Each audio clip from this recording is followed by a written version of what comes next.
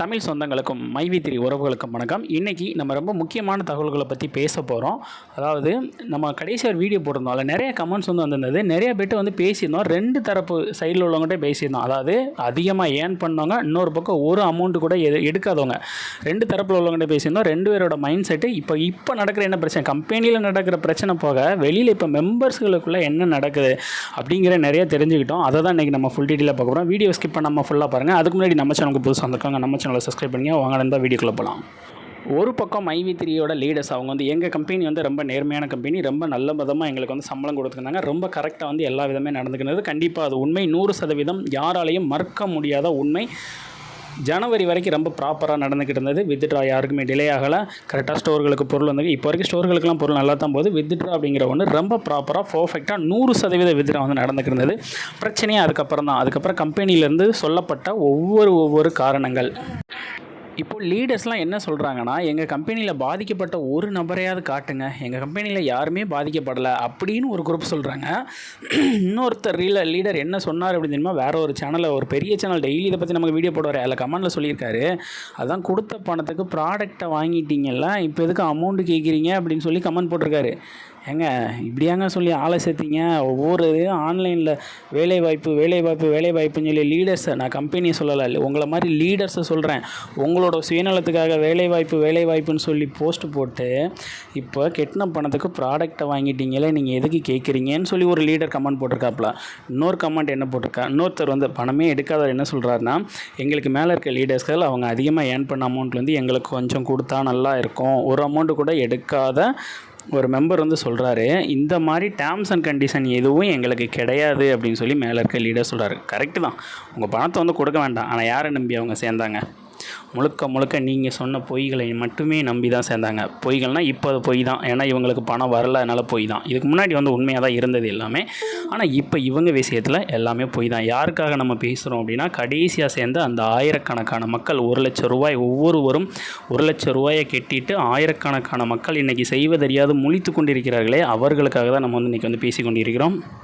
ஒரு அம்மா அன்றைக்கி டிவியிலே பேட்டி கொடுக்குறாங்க. அதாவது EOW ஆஃபீஸில் கேஸ் ஃபைல் பண்ணிவிட்டு வெளியில் ப்ரெஸ் மீட்டில் அவங்க கொடுக்குறாங்க, தேர்தல் நடப்பு விதிகளின் காரணமாக எங்கள் கம்பெனி எங்கள் வேலையாட்களுக்கு சம்பளம் கொடுக்க முடியவில்லை அப்படின்னு சொல்லி பேசுகிறாங்க. உண்மையிலே அந்த அம்மா இந்தியாவில் தான் இருக்காங்களா? தேர்தல் விதிமுறை தெரியுமா தெரியாதா? எந்த ஒரு கம்பெனியையும் வேலை பார்ப்பவர்களுக்கு சம்பளம் கொடுக்கக்கூடாது என்று எந்த ஒரு தேர்தல் ஆணையம் இதுவரை சொல்வதும் இல்லை, இதுக்கு அடுத்தும் சொல்லப்போவதும் இல்லை. சரிங்களா? தெரிஞ்சுட்டு ப்ரெஸ் மீட் நீங்கள் கொடுக்கணும். அப்புறம் இன்னொரு மெம்பர் ஒரு சேனலில் கமெண்ட் போட்டிருக்காரு. ஒருத்தர் நம்மளோட இப்போ மைவி3 கம்பெனிக்கு ரொம்ப ஆதரவாக பல வீடியோஸ்கள் விட்றாரு. அந்த வீடியோஸ் மட்டும் பார்த்திங்கன்னா அவருக்கு ரொம்ப அதிகமான வியூஸ் போவோம். அவரோட பழைய ஒரு வீடியோ அதில் ஏளனமாக சிரிக்கார், சத்தமாக சிரிக்கிறாப்புல. அது எதுக்காக சிரிக்கிறாருன்னா, ஒரு அம்மா அவங்க மகள் இறந்ததுக்கு நியாயம் கிடைக்கல, எனக்கு நீதி வேணும்னு சொல்லி மடிப்பிச்சை கேட்குற மாதிரி கேட்குறத ஏளனமாக சிரிக்கார். அந்த நியூஸை பற்றி தெரிஞ்சவங்க எல்லாருமே கமெண்டில் வந்திருக்காங்க. ஆனால் மைவி3 அறிவாளிகள் என்ன சொல்லியிருக்காங்கன்னா, அண்ணா அவங்க சிரிப்பு ரொம்ப அழகாக இருக்குண்ணா அப்படின்னு சொல்லி போட்டிருக்காங்க. மனிதாபிமானம்ங்கிறது அவனுக்கு தான் இல்லை, உங்களுக்குமா இல்லை? அதுக்கு காரணம் என்ன அப்படின்னா, அவர் மைவி3க்கு இப்போ கண்மூடித்தனமான சப்போர்ட் கொடுக்குறதால. கடந்த 5 மாதம் முன்னாடி வரை பாருங்கள், அவர் சேனலில் மைவி3 பற்றி ஏதாவது ஒரு வீடியோ இருக்கா அப்படின்ட்டு. அப்போ மைவி3க்கு அவருக்கு ஏதாவது சம்மந்தம் உண்டா? கிடையாது. இன்னொருத்தர் அதே மாதிரி தான் மைவி3 பற்றி டெய்லி ஒரு 5-6 வீடியோஸ் டெய்லி போட்டுறாப்புல.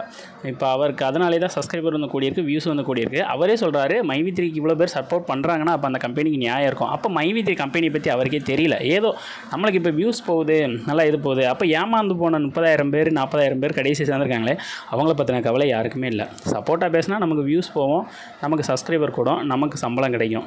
இப்படி தான் இன்றைக்கி 99% யூடியூபர்ஸ் இன்றைக்கி மைவி3 பற்றி ரெகுலராக வீடியோ போட்டுக்கிட்டு இருக்காங்க. ஓகே, இப்போ ஒரு தரப்பு மட்டும் பார்த்துட்டா இன்னொரு தரப்பு, அது யாருன்னு பார்த்தீங்கன்னா, ஏமாந்த அவ்வளோ பேர் கண்டிப்பாக ஏமாந்துருக்காங்கன்னு தான் சொல்லணும். என்றைக்கு பணம் கிடைக்குதோ அது வரைக்கும் அவங்க ஏமாந்தவங்க தான்.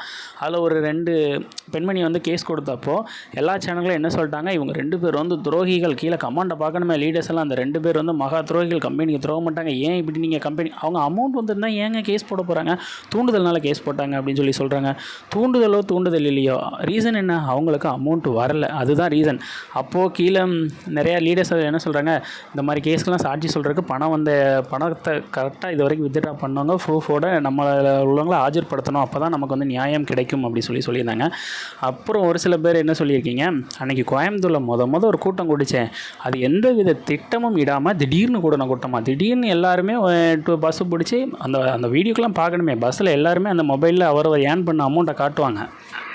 எல்லாருமே ப்ரெஸ் மீட்டில் சொல்கிறது, அன்றைக்கி யாருமே எங்கள் கம்பெனிக்காரங்களெல்லாம் கம்பல் படுத்தலை, யாருமே எங்களை அங்கே வர சொல்லலை, யாருமே போக சொல்லலை, இது பொய்ன்னு சொல்லி உங்களுக்கே தெரியும். திடீர்னு எப்படிங்க அவ்வளோ பேர் கூட முடியும்? எல்லோரும் ஒன்று போல் இல்லை, எல்லோரும் பஸ்ஸில் ஒன்றா ஒரு சில ஊர்லலாம் ஏகப்பட்ட டூரிஸ்ட் பஸ் பிடிச்சி போனாங்க, அவங்கெல்லாம் மொபைலில் காட்டுறாங்க அவங்க ஏர்ன் பண்ண அமௌண்ட். இதெல்லாம் இப்போ எதுவுமே இல்லாமல் திடீர்னு பஸ் வரையும் அவரவராக பஸ்ஸில் ஏறிட்டாங்களோ அப்படி கூட இருக்கலாம். ஏன்னா லீடர்ஸ்லாம் அப்படி தான் வந்து சொல்லிகிட்டு இருக்கிறாங்க. அதில் தான் இன்றைக்கி முதல் சந்தேகமே ஆரம்பிக்கி. என்றைக்கு ஒரு கம்பெனி பிரச்சனையாக பப்ளிக் இவ்வளோ பெரிய இஷ்யூவாக எம்டி கொண்டு வரணும், லீடர்ஸ்க்கு கொண்டு வரணும், அன்னையிலேருந்தே அப்போ பிள்ளையார் சொல்லியே ஸ்டார்ட் பண்ணிட்டாங்க ப்ராப்ளத்துக்கு.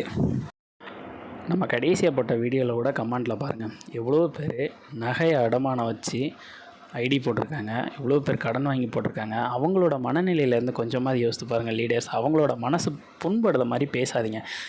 அவங்களாம் என்ன சொல்கிறாங்கன்னா, எங்கள் லீடர்ஸ் வந்து மைண்ட் வாஷ் பண்ணுறாங்க, கேஸ் கொடுக்கக்கூடாதுன்னு சொல்லி மைண்ட் வாஷ் பண்ணுறாங்க அப்படின்னு சொல்லி எவ்வளோ வந்து மெம்பர்ஸ்கள் வந்து இன்றைக்கி வந்து சொல்கிறாங்க நம்மக்கிட்ட. இது உங்களுக்கு தேவையா? ஃபர்ஸ்ட் ஆஃப் ஆல் மெம்பர்ஸ்களுக்கு ஒரு இந்த மாதிரி இனிமேலாவது இந்த மாதிரி கம்பெனிகளை நம்பி ஏமாறாதீங்க. இந்த மாதிரி எல்லாமே MLM கான்செப்ட் கம்பெனி எல்லாமே முதல்ல சேர்றவங்களுக்கு அமௌண்ட் கொடுக்கும், கடைசியாக சேர்றவங்களுக்கு அமௌண்ட் வராது. இது எல்லாருக்குமே தெரிஞ்ச ஒன்று தான். அதில் இந்த கம்பெனி கொஞ்சம் ரொம்ப நாளாக போயிடுச்சு. இப்போ எவ்வளவோ வேலைகள் வந்து நடந்து இப்போ எவ்வளவோ பிரச்சனைகளில் போய் நிற்கி. இப்போ கடைசி பாதிக்கப்பட்டது யார்? கம்பெனியா? நீங்கள் தானே பாதிக்கப்பட்டீங்க, அப்பாவி மக்கள் தானே பாதிக்கப்பட்டீங்க. இன்றைக்கி கூட ஆப் ரொம்ப ப்ராப்பராக தாங்க ஒர்க் ஆகிட்டு இருக்குது. ஸ்டோர்களுக்கெல்லாம் பொருள் போகுது. அந்த ஸ்டோரில் பொருள் வாங்குகிற முட்டாள்களை கூட நீங்கள் தானே இருக்கீங்க. காசே வராதவங்க அன்றைக்கி எவ்வளோ பேர் நாங்கள் இன்றைக்கி இவ்வளோ பொருள் வாங்கியிருக்கோம், எங்களுக்கு அமௌண்ட் வந்துருமான்னு கேட்கிங்க. ஏங்க அதிகமான விலை கொடுத்து அந்த பொருள் வாங்கணுமா? உங்களுக்கு தேவை இருந்தால் கட்டாயமாக வாங்குங்க, தப்பே இல்லை. உங்களுக்கு அந்த ப்ராடக்ட் பிடிச்சிருக்கு, எனக்கு வேணும் அப்படின்னா கட்டாயமாக வாங்குங்க. ஆனால் வித்ட்ரா வருங்கிறத நம்பி போய் வாங்காதீங்க. தேவையில்லாமல் உங்கள் பைசா தான் அது வேஸ்ட் ஆகும்.